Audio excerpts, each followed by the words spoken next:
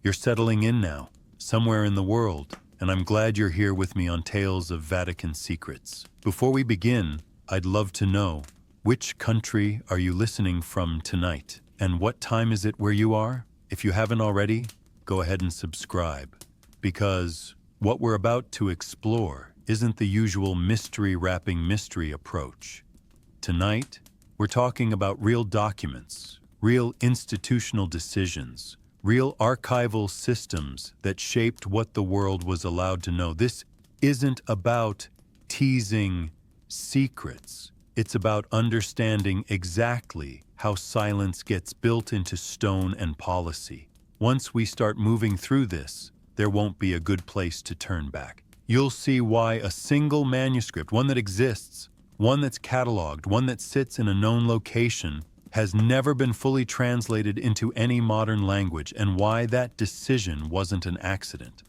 Let's go. You're standing now, at least in your mind, outside a specific door in Vatican City, and the door has a designation, Archivio Segreto Vaticano, which until 2019 was officially called the Secret Vatican Archive, though the word segreto more accurately means private in the bureaucratic Italian used by the Holy See. The renaming to Archivio Apostolico Vaticano, the Vatican Apostolic Archive, was deliberate, announced by Pope Francis in a motu proprio issued on October 28, 2019, specifically to clarify that the archive was never meant to house conspiracies, but rather the private administrative correspondence of the papacy across centuries. But here's what the name change didn't alter. The access system itself, a multi-tiered structure of permissions that hasn't fundamentally transformed since the reforms of Pope Leo III in 1881, when he first opened sections of the archive to qualified scholars under strict rules. That year,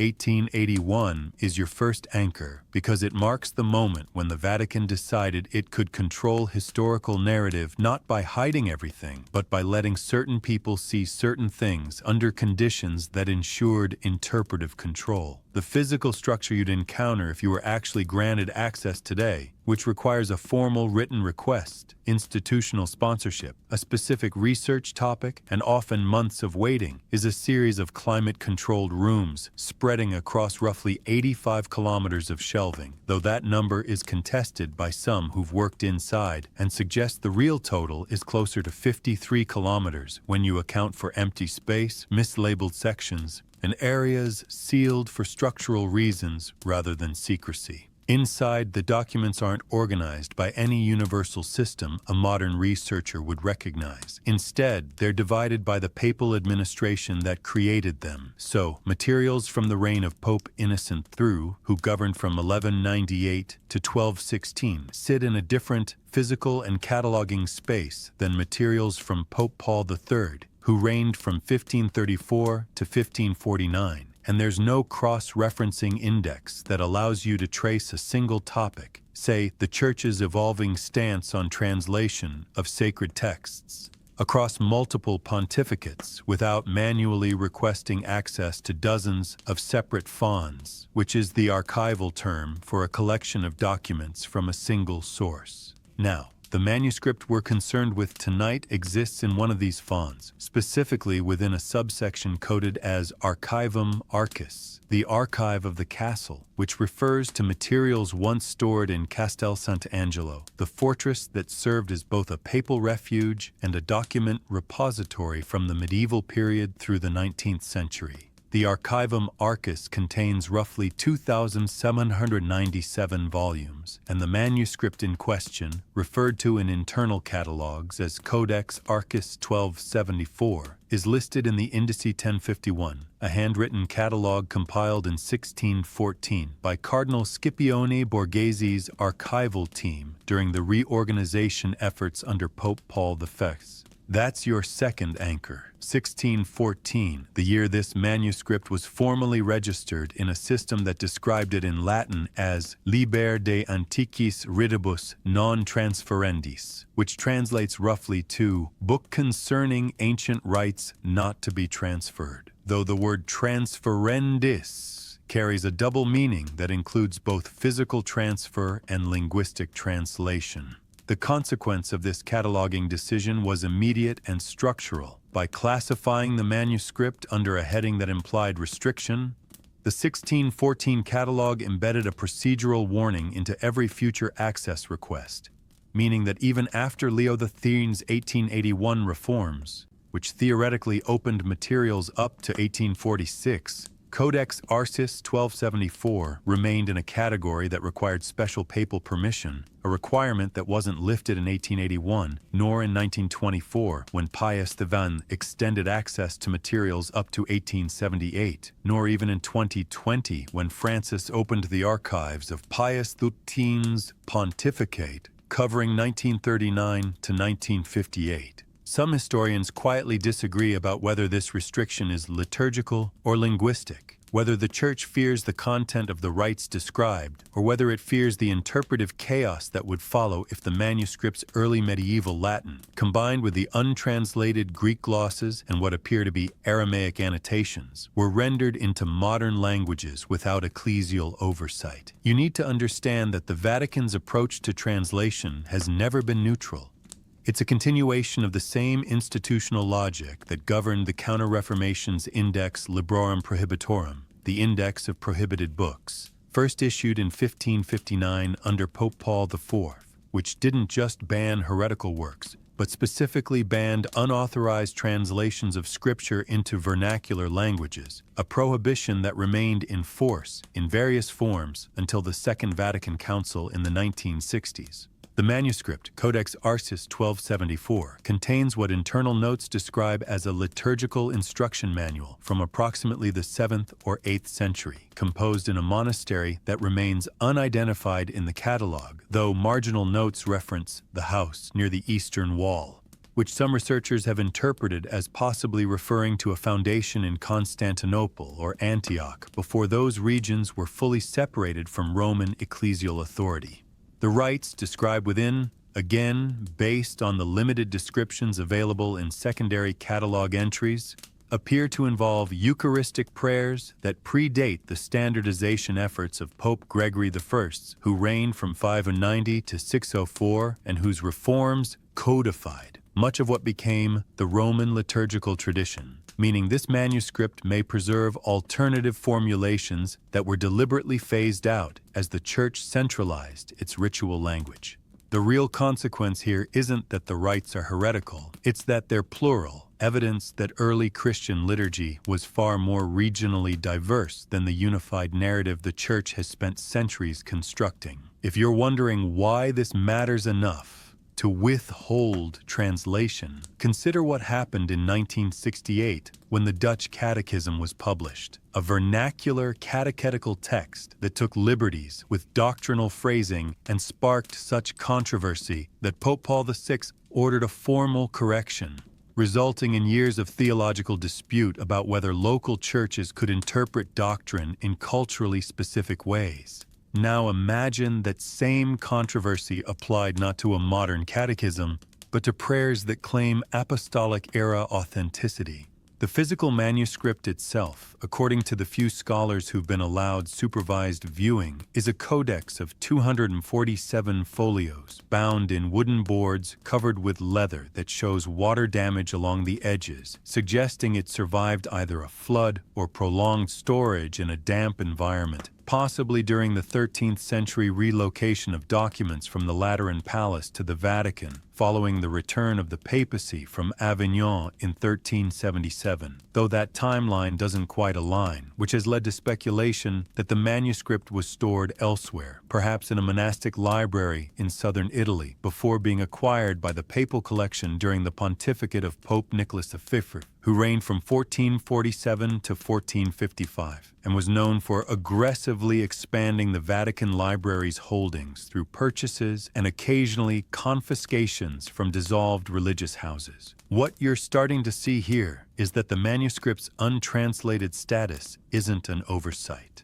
It's the product of overlapping systems of control. cataloging decisions that embedded warnings, access restrictions that survived multiple reform efforts, and a theological caution about allowing alternative liturgical traditions to become widely known at a time when the Church was still defending the legitimacy of the Latin Rite against both Protestant critiques and Eastern Orthodox claims to liturgical authenticity. The introduction to the 1614 catalog, written by Borghese's team, includes a note that translates to, "Those matters which concern the ancient discipline of the Church should not be brought into common discussion without grave necessity and the guidance of learned men," which is a polite way of saying that even acknowledging liturgical diversity could undermine the institutional narrative of unbroken tradition stretching back to the Apostles, a narrative that was central to Catholic ecclesiology during the Counter-Reformation and remains central today, even if the rhetoric has softened. Now, you're moving deeper, past the outer catalog systems, into the question of why anyone even knows this manuscript exists if it's never been translated or widely studied. And the answer takes you to 1888, 7 years after Leo III opened the archives, when a French paleographer named Abbé Louis Duchesne was conducting research on early Christian liturgy and submitted a request to examine materials in the Archivum Arcis related to pre-Gregorian Eucharistic practices. Duchesne, who later became a controversial figure for his critical approach to hagiography and church history, was granted limited access to several codices, and he published brief notes about his findings in the Bulletin critique de littérature, d'histoire et de théologie, a French scholarly journal, in an article dated March 1889, where he mentioned a liturgical manual of significant antiquity, catalogued but not made available for extended study, containing prayers in a form that predates the Gregorian sacramentary, which was his careful way of saying he'd been allowed to see the manuscript but not to copy it, photograph it, or produce a full transcription. That 1889 article is your third anchor, because it's the moment when Codex Arcis 1274 entered the awareness of the broader scholarly community, but in a form that created more questions than answers, since Duchesne's description was deliberately vague. Whether by his own caution or because he'd been instructed not to publish specifics, isn't clear from the archival record. What is clear is that his request to return for further study was denied in 1890, and he shifted his research focus to other materials, eventually publishing his 3-volume Histoire ancienne de l'Église between 1906 and 1910, which became a standard reference work, but which never mentioned Codex Arcis 1274 again, a silence that some historians interpret as evidence that he'd been formally asked not to pursue the topic. The institutional mechanism at work here is something called the Riserva, or reserve, a classification within the Vatican archive system that places certain materials in a category requiring not just standard permissions, but explicit approval from the prefect of the archive, or, in some cases, from the Cardinal Secretary of State, which effectively means that even qualified scholars with approved research topics can be turned away from specific documents if the prefect determines that the material is not yet ready for general consultation, a phrase that appears repeatedly in denial letters from the late 19th and early 20th centuries. The Riserva system wasn't formalized in writing until 1924, under Pius XV, but it clearly existed as an informal practice earlier, because records showed that materials related to the Inquisition, the Reformation, and certain liturgical controversies were consistently denied even to scholars who had access to other files from the same period. Codex Arcis 1274 fell into this category not because it was dangerous in the sense of containing heresy, but because it represented what the Church calls matter for theological reflection, meaning material that requires expert interpretation before it can be safely integrated into public discourse, a standard that has allowed the Vatican to delay access to documents indefinitely by simply arguing that the necessary expertise doesn't yet exist or that the cultural moment isn't appropriate for the discussion the material would provoke. The real consequence of Duchén's failed access is that the manuscript became a kind of ghost in the scholarly literature, referenced occasionally in footnotes, mentioned in surveys of untranslated liturgical texts, but never studied in depth, which meant that subsequent generations of researchers knew it existed, but had no way to build on prior work, because there was no prior work beyond a single 1889 article that raised questions without answering them. Now, this might seem like an isolated case, one manuscript among millions, except that the pattern repeats across dozens of similar texts. Early Christian writings that survive in single copies, cataloged but not translated, accessible in theory but restricted in practice, creating a gap in the historical record that shapes everything from theological education to popular understanding of how the early church actually functioned. If you look at the standard textbooks used in Catholic seminary training even today, the section on early liturgy relies heavily on the Didache, a late 1st or early 2nd century text that was rediscovered in 1873, and on the writings of Justin Martyr from the mid-2nd century. But there's a 300-year gap between those sources and the Gregorian reforms of the 6th century, where the textbooks simply say regional liturgies developed without explaining what those liturgies actually were. Because the primary sources that would fill in that gap, manuscripts like Codex Arcis 1274, remain untranslated and therefore unusable in academic contexts that require published, peer-reviewed sources. Some historians quietly disagree about whether this gap is intentional or simply the result of resource limitations, but the evidence suggests intention because when you compare the pace of translation work on early Christian texts held in secular archives, universities, national libraries, private collections, with the pace of work on similar texts in Vatican custody, the Vatican's output is dramatically slower despite having more resources, more trained paleographers, and more institutional motivation to preserve Christian history, which implies that the slowness is strategic, a way of controlling the narrative by controlling the pace at which new information enters the scholarly conversation. Let me give you a concrete example of how this works. In 1952, a Belgian liturgical scholar named Dom Bernard Botte published a critical edition of the Apostolic Tradition, a text attributed to Hippolytus of Rome from around 215 CE, which described early Christian worship practices, including baptismal rites and Eucharistic prayers. Botte's edition was based on manuscripts held in libraries in Berlin, Oxford, and Paris, not in the Vatican, and when it was published, it sparked a significant shift in liturgical studies because it provided evidence that early Christian worship was more flexible and community-centered than the highly clericalized form that developed later. The Vatican's response, issued through the Congregation for Divine Worship in 1958, was to acknowledge the text's historical value while cautioning that it represented one local tradition among many and should not be used to argue for changes to the Roman Rite, which was a polite way of saying that even though the text was authentic and ancient, it shouldn't be allowed to challenge the authority of later standardizations. Now, if that's how the Church responded to a text published by an independent scholar working with non-Vatican sources, imagine how it would respond to a text in its own custody that might present even more significant challenges to liturgical uniformity.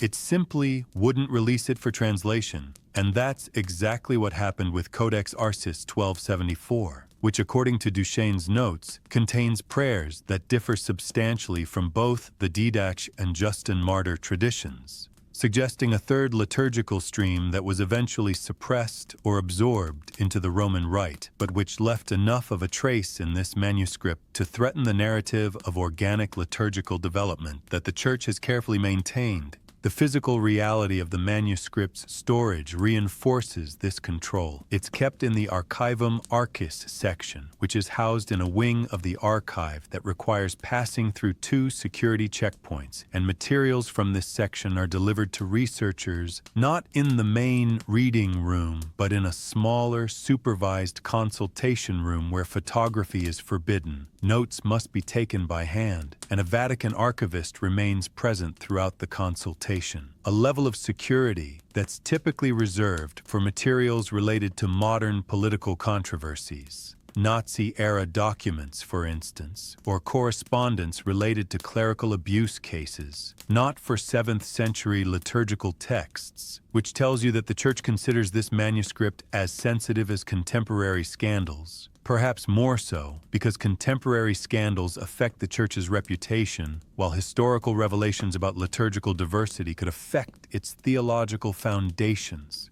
You're starting to notice now that every layer of this story involves not just what's hidden, but how the hiding is maintained across centuries through evolving bureaucratic systems. And that brings us to 1979, which is your fourth anchor, when the Vatican implemented a new cataloging system called the Indice Sistematico, a computerized database intended to make archive materials more discoverable by creating cross-references between different fonts based on subject matter rather than just administrative origin. The project was announced by Pope John Paul II as part of his broader push to modernize Vatican administration, and it was managed by a team led by Monsignor Sergio Pagano, who would later become prefect of the Vatican Apostolic Archive from 1997 to 2012. The Indice Sistematico was supposed to solve exactly the problem scholars like Duchesne had faced: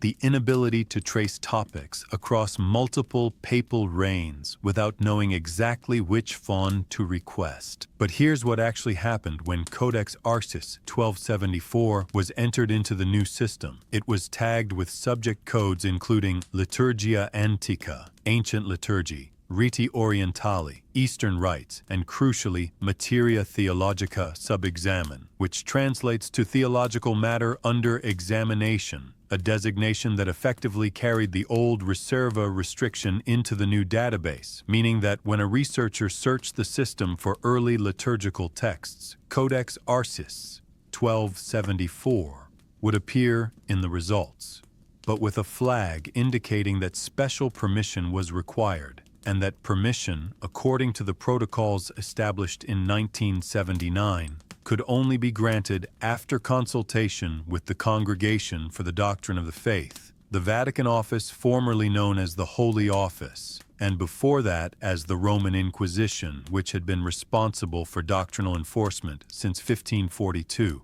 This is a crucial procedural shift because it moved the decision about access from the archive staff, who generally operate on scholarly principles of openness within their constraints, to the doctrinal office, which operates on the principle of protecting the faithful from theological confusion, two completely different institutional logics that produce very different outcomes when applied to the same document. The consequence was predictable. Between 1979 and 2003, when the Indice Sistematico records become publicly searchable through the archive's website, there are exactly 0 recorded instances of special permission being granted for Codex Arcis 1274, despite at least 14 documented requests from scholars, including 2 from the Pontifical Oriental Institute in Rome, which specializes in Eastern Christian traditions and would have had the liturgical and linguistic expertise to produce a responsible scholarly edition of the text.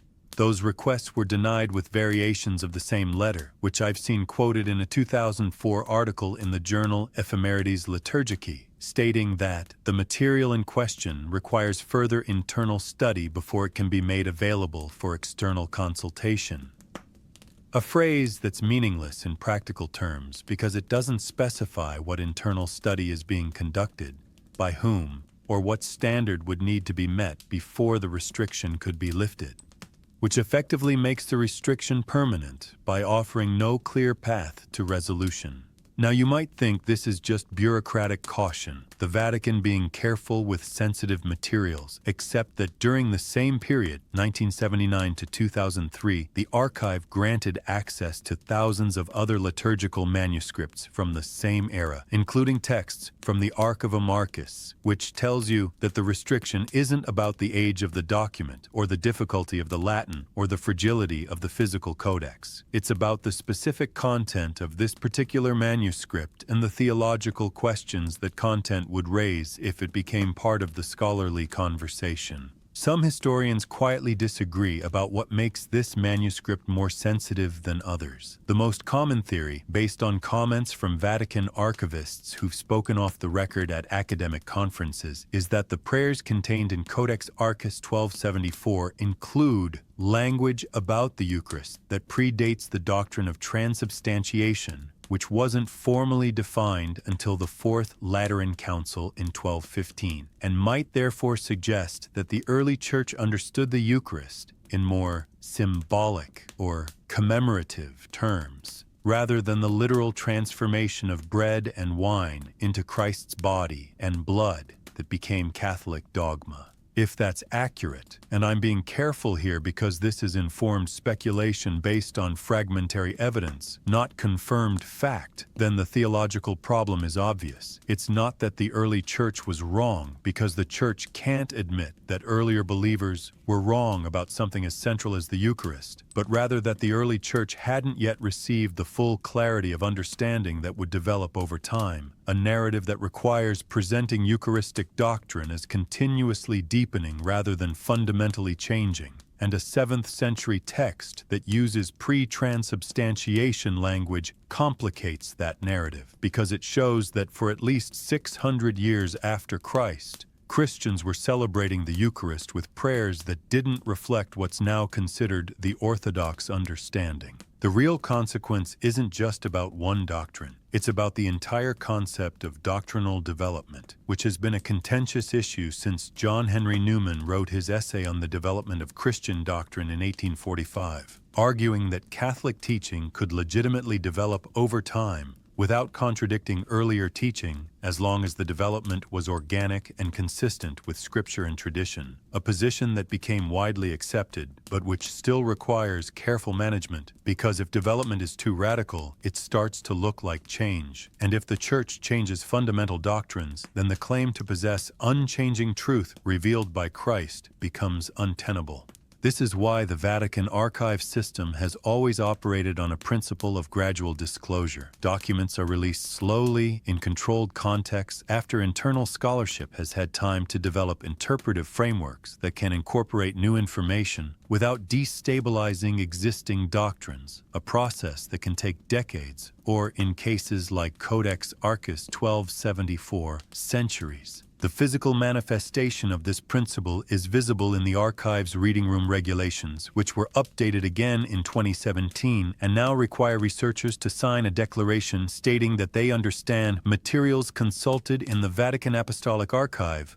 are subject to the interpretive authority of the magisterium of the Catholic Church, which sounds like legalese, but actually means that if you publish scholarship based on Vatican documents and the Vatican disagrees with your interpretation, they reserve the right to issue an official correction, a threat that has a chilling effect on research because few scholars want to invest years in a project only to have the Church publicly repudiate their work, which happened to August Hassler, a Swiss historian who published a critical study of papal infallibility in 1981 using Vatican sources and was promptly denounced by the Congregation for the Doctrine of the Faith, which didn't dispute the accuracy of his sources, but objected to his conclusions, effectively warning other scholars that certain interpretations were off-limits, regardless of what the documents said. You've reached a point now where the patterns are unmistakable, and that brings us to a more recent moment, 2012, which is your fifth anchor when the digital humanities revolution hit archival studies, and scholars began arguing that institutions like the Vatican should digitize their holdings and make them available online, both to preserve fragile materials and to democratize access for researchers who couldn't afford to spend months in Rome. The Vatican's response was selective. Between 2012 and 2020, they digitized and published online approximately 8,000 manuscripts, focusing primarily on well-studied materials like papal bulls, diplomatic correspondence, and administrative records from the Renaissance and Baroque periods, while systematically excluding earlier materials from late antiquity and the early Middle Ages. the very period where scholarly knowledge is weakest and where new sources could most significantly advance historical understanding. Codex Arces 1274 was not included in the digitization project, despite meeting the standard criteria. It's cataloged, its physical location is known, it's on parchment, which is actually more durable than paper and handles high-resolution photography well, which means the decision not to digitize it was active, not passive. Someone made a choice to exclude it from a project that included thousands of other liturgical texts. The institutional mechanism here is what's called the Dignissimus Protocol, an internal review process where a committee including representatives from the Archive, the Congregation for the Doctrine of the Faith, and the Pontifical Commission for Sacred Archaeology evaluates whether each proposed digitization candidate is worthy for public digital dissemination, a standard that has nothing to do with scholarly value and everything to do with whether the Vatican wants the document circulating freely on the internet, where it could be analyzed, translated, and discussed without institutional mediation. The consequence is exactly what you'd expect. The documents most likely to challenge official narratives are the ones least likely to be digitized, creating a two-tiered archive where harmless administrative records are freely available while theologically or historically sensitive materials remain locked behind the old request permission wait months system that ensures only the most persistent scholars ever see them, and even then, only under conditions that make comprehensive study nearly impossible. Now, I need to tell you about a specific incident from 2015 that illustrates how this system functions in practice. A doctoral student from the Humboldt University in Berlin named Anne-Marie Kirschner was researching early Christian liturgical diversity for her dissertation and submitted a request through her faculty advisor to examine Codex Arces 1274 as part of a broader study of pre-Gregorian Eucharistic prayers. Her request was initially approved, which was unusual, possibly because her advisor was a prominent scholar with connections in Rome. But when she arrived at the archive in September 2015, she was informed that the manuscript was temporarily unavailable for consultation due to conservation concerns, a claim that's difficult to verify because the archive doesn't publish conservation schedules or explain which specific materials are undergoing treatment at any given time. Kirschner filed a complaint with the Archives Access Office, pointing out that she'd traveled from Berlin specifically to consult this manuscript and had arranged a 3-week research stay, and after 2 weeks of bureaucratic back and forth, she was offered a compromise. She could view the manuscript for a single 2-hour session with a senior archivist present, but she would not be allowed to photograph it, could not request photocopies, and could only take handwritten notes, restrictions that went beyond the standard protocols and were, according to her later account published in a 2017 article in Archive für Liturgiewissenschaft, clearly intended to make meaningful research impossible. She accepted the terms, viewed the manuscript for 2 hours in November 2015, and reported that it contained approximately 180 folios of liturgical text in Latin with marginal glosses in Greek and occasional annotations in what she believed was Syriac, not Aramaic, as earlier reports had suggested, describing Eucharistic prayers that used language like memorial offering and spiritual sacrifice rather than the more concrete language of transformation that appears in later Roman liturgies, which supported the theory that this text preserves a Eucharistic theology closer to Eastern Orthodox understanding than to medieval Catholic doctrine,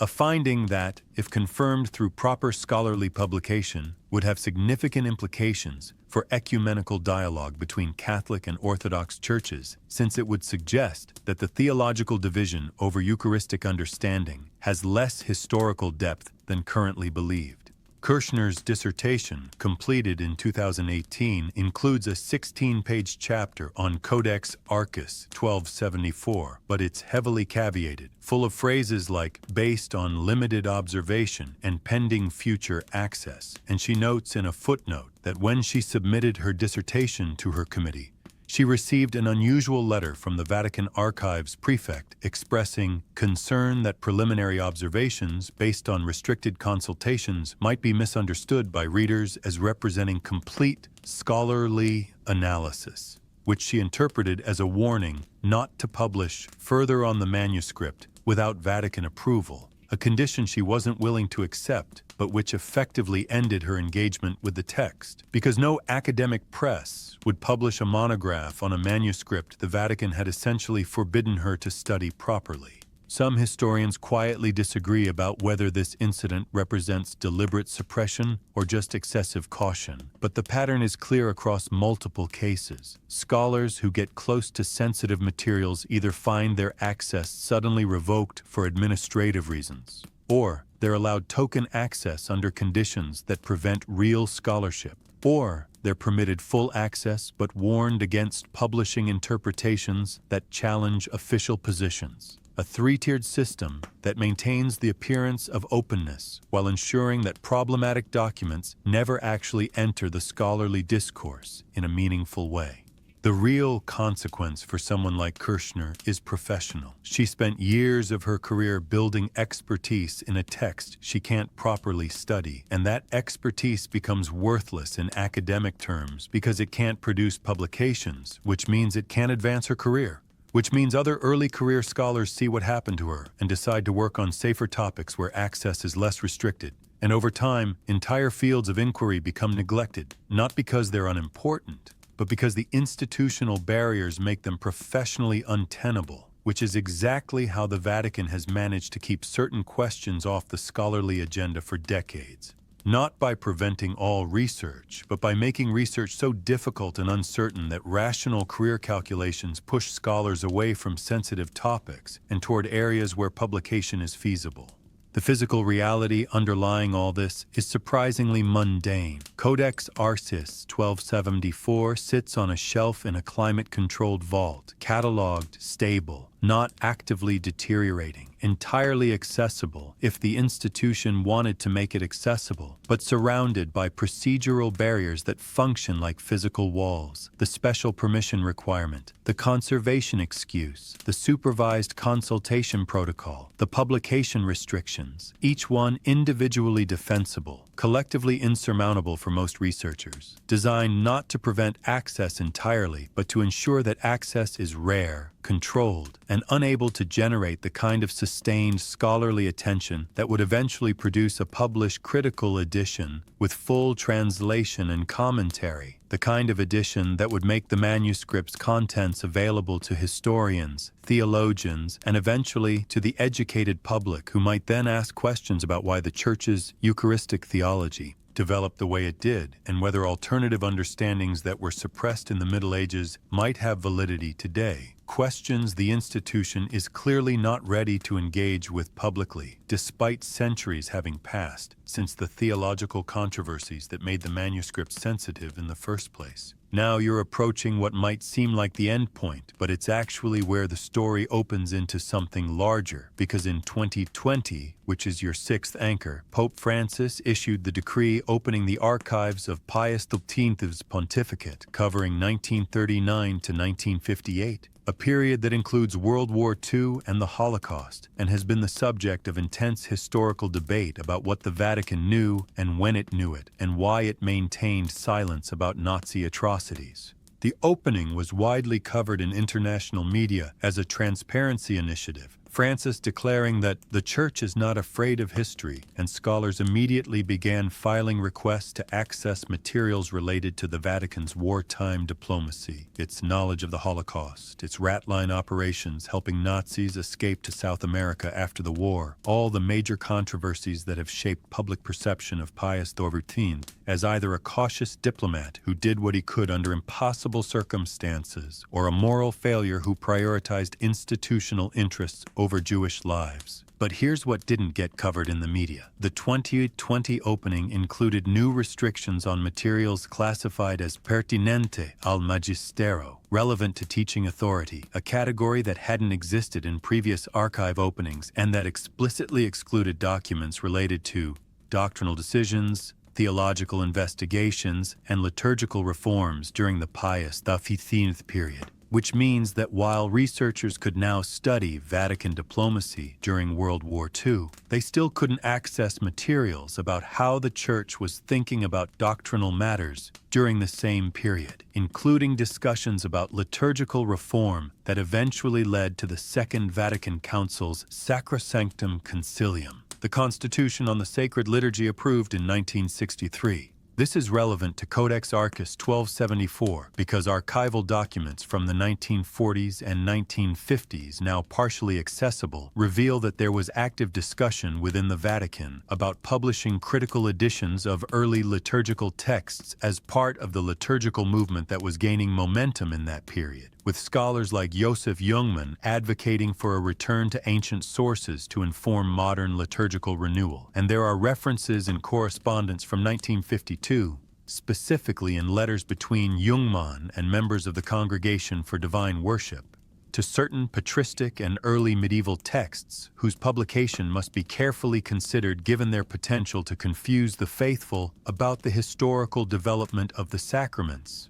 which is almost certainly a reference to manuscripts like Codex Arcus 1274, though the documents don't name specific codices because the discussion is happening at a policy level about principles for deciding what to publish and what to withhold, not about individual cases. The institutional mechanism here is what scholars call archival foreshadowing, the practice of creating policy documents that establish guidelines for future decisions without explicitly stating what those decisions will be, so that when specific manuscripts are restricted years or decades later, the restriction can be justified by pointing back to these general principles rather than having to explain the specific content of each restricted text, which maintains deniability because the Church can say, truthfully, that it's just following its established protocols rather than targeting particular documents for suppression. The real consequence of this approach is that it makes the restriction system largely immune to criticism because any challenge to a specific restriction can be deflected by pointing to the broader policy framework, and any challenge to the framework can be deflected by saying that the framework exists to protect scholarly integrity and prevent premature publication of materials that haven't been properly studied internally, a circular logic that's functionally unbreakable from outside the institution. Now, some historians quietly disagree about whether the Vatican's caution is justified, and the most charitable interpretation is that the Church has learned from historical mistakes, like the Galileo affair, where premature condemnation of heliocentrism created a conflict between faith and science that took centuries to resolve, and is now trying to avoid similar conflicts by carefully managing how potentially challenging historical evidence enters public discourse, ensuring that theological frameworks exist to contextualize new information before that information becomes ammunition for critics of the Church. The less charitable interpretation is that the Vatican learned the wrong lesson from Galileo, internalizing the idea that the problem wasn't condemning truth, but rather that the condemnation was too visible, too explicit, and that better information management, restricting access rather than issuing bans, delaying translation rather than prohibiting scholarship, could achieve the same goal of protecting institutional authority without the public relations disasters that come from overt censorship.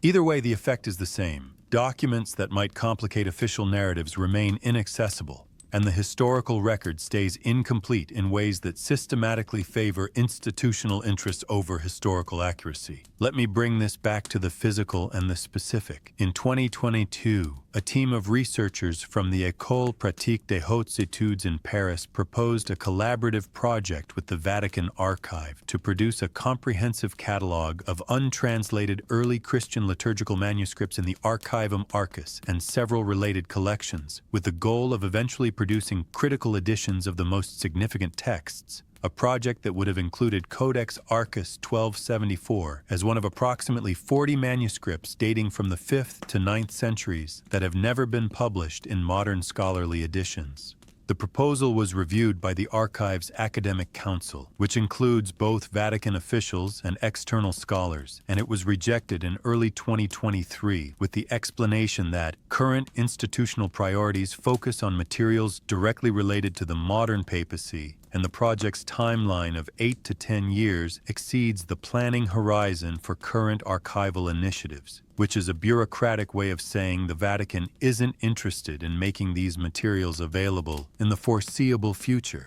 despite the project being fully funded by French research institutions and requiring no financial commitment from the Vatican beyond providing access to materials that are supposedly open to qualified researchers anyway. The consequence of this rejection is that the generation of scholars with the linguistic expertise to work on these manuscripts, people fluent in medieval Latin, paleography, early Christian Greek, and liturgical studies, is aging out of the profession, and fewer young scholars are being trained in these specializations because there's no career path in studying texts you can't access, which means that in another 20 or 30 years, there may not be sufficient scholarly expertise remaining to properly edit and translate Codex Arcis 1274, even if the Vatican suddenly decided to allow it, creating a situation where the manuscript becomes functionally lost, not because it's physically destroyed, but because no one left alive has the skills to understand it, a form of knowledge extinction that happens through institutional neglect rather than active destruction.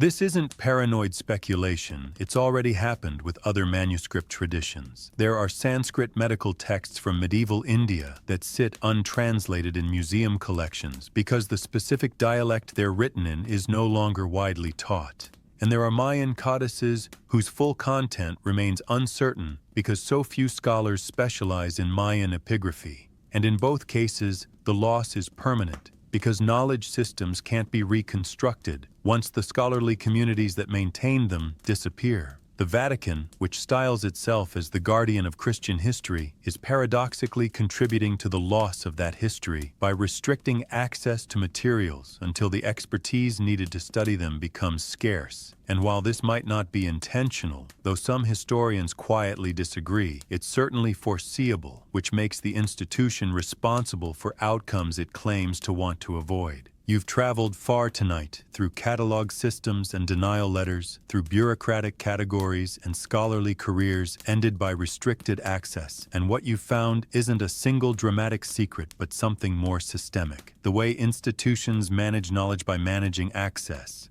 Not through outright prohibition, but through procedural barriers that accumulate over time until the practical effect is the same as if the document didn't exist at all. Codex Arcis 1274 sits in its vault, catalogued as Liber de Antiquis Ridibus non transferendis, the book concerning ancient rites not to be transferred, and the institutional logic that placed it there in 1614 continues to operate in 2026, dressed now in the language of conservation and proper scholarship and respect for the magisterium, but fundamentally unchanged in its effect. This manuscript will not be translated, not this year, probably not in your lifetime, possibly never, not because the text is dangerous, but because the questions it raises are uncomfortable, and institutions built on claims to unchanging truth have limited tolerance for historical evidence of change. The real consequence isn't just about this one manuscript, it's about the thousands of other documents in similar situations across the Vatican archive and in secular archives that face equivalent restrictions for different reasons, creating a patchwork of enforced ignorance where the historical record remains incomplete by design, shaped by the interests of institutions that outlive the individuals who might challenge their control over information. Some historians quietly disagree about whether this matters. After all, we have vast amounts of historical documentation available, libraries full of published sources, more information accessible now than at any previous point in human history, and maybe one 7th century liturgical text doesn't significantly alter our understanding of early Christianity, even if it does complicate the narrative of liturgical continuity that the Catholic Church prefers. But that argument misses the principle at stake, which isn't about this specific manuscript, but about who gets to decide what information is too dangerous, too complex, too potentially confusing for scholars and the public to access, and whether any institution should have that level of control over historical evidence that belongs, in a broader sense, to humanity as shared inheritance rather than to the organization that happens to possess the physical object. The Second Vatican Council, in its pastoral constitution on the Church in the modern world, declared that truth is to be sought after in a manner proper to the dignity of the human person and his social nature, which is to say, by means of free inquiry. But the archive system operates on a different principle, one where inquiry is free only within boundaries defined by institutional interest, and where documents that might lead inquiry in unwanted directions remain inaccessible until such time as their contents no longer pose a threat to established positions, a timeline that can extend centuries. You're lying there now, somewhere in the world, perhaps wondering what actually happens if the manuscript is eventually translated, whether the prayers it contains would really challenge Catholic theology, or whether decades of scholarly speculation have built up a mystery around what might turn out to be fairly unremarkable liturgical variations, the kind of regional differences that exist in any organization spanning continents and centuries, not fundamental theological departures, but modest adaptations to local contexts that were standardized away as the Church centralized its authority. That's possible, even likely, and if true, it makes the restriction even more absurd, because it means the Vatican has spent centuries protecting itself against a threat that never existed, creating controversy through secrecy where none would have existed through openness. But we can't know. And that's precisely the problem. The institution has positioned itself as the sole judge of what we're allowed to know about its own history, a conflict of interest so fundamental that it undermines any claim to intellectual integrity, because scholarship requires the possibility of being surprised by evidence, of having your assumptions challenged by what you find in the archive, and that possibility can't exist when the archive itself is curated to confirm rather than challenge institutional narratives. The physical manuscript, 247 folios of medieval parchment covered in Latin prayers and Greek glosses and possibly Syriac annotations, represents potential knowledge, questions we could ask and possibly answer about how Christians in the 7th or 8th century understood the Eucharist, how liturgical practices developed differently in various regions before standardization, how theological language evolved as doctrines were formalized. All of which matters for understanding not just Catholic history, but the broader history of how religious traditions develop and change while claiming continuity, how institutions manage the tension between historical contingency and claims to timeless truth, how power operates through the control of information as much as through direct coercion. And maybe you're wondering now, after following this story through its layers of bureaucracy and denial, whether anything will change, whether pressure from scholars or embarrassment from cases like Anne-Marie Kirchner's will eventually force the Vatican to adopt more transparent access policies, to digitize sensitive materials, to allow translation of texts that have sat untranslated for centuries. The answer, based on the patterns I have shown you tonight, is probably not, because the institution has successfully weathered far more intense external pressure than a handful of frustrated scholars can generate, and because the public attention span for archival access disputes is roughly zero, and because the Church operates on timescales that make waiting out criticism viable. 50 years, 100 years, they'll still be there when the critics are forgotten, still controlling access to the same documents, still operating under the same basic principle that institutional stability trumps historical transparency. But I'll tell you something else, something that might matter more. You know now, you can't unknow it, and that knowledge changes how you encounter claims about unchanging tradition, or historical continuity, or the careful preservation of Christian heritage. Because you understand now that preservation includes preserving ignorance, that institutional memory is selective, that the archive is as much about forgetting as remembering, and that understanding is itself a form of resistance against the managed narrative. Not dramatic or revolutionary, but persistent, the kind of knowledge that accumulates across conversations like this one until enough people understand how the system works, that the system can no longer function invisibly, which is the only way archival restrictions ever actually get challenged. Not through dramatic confrontations, but through the gradual spread of understanding about how information is controlled and why, and at what cost to our collective knowledge of the past. You're still here, and I'm grateful for that, for the time you've given to moving through this story with me, following these threads of catalog codes and denied access and manuscripts that sit gathering dust in climate-controlled vaults, while the expertise needed to read them slowly disappears from the world. If this mattered to you, if you found value in understanding how silence gets built into systems, I'd appreciate it if you'd like this video. Let the algorithm know that stories like this deserve attention. And if you haven't subscribed to Tales of Vatican Secrets yet, now would be a good time. New videos every day, different corners of the archive explored, different ways that institutions manage what we're allowed to know about their past. I'll be here tomorrow night with something new, another story that won't let you look at official histories quite the same way again. Rest well, wherever you are.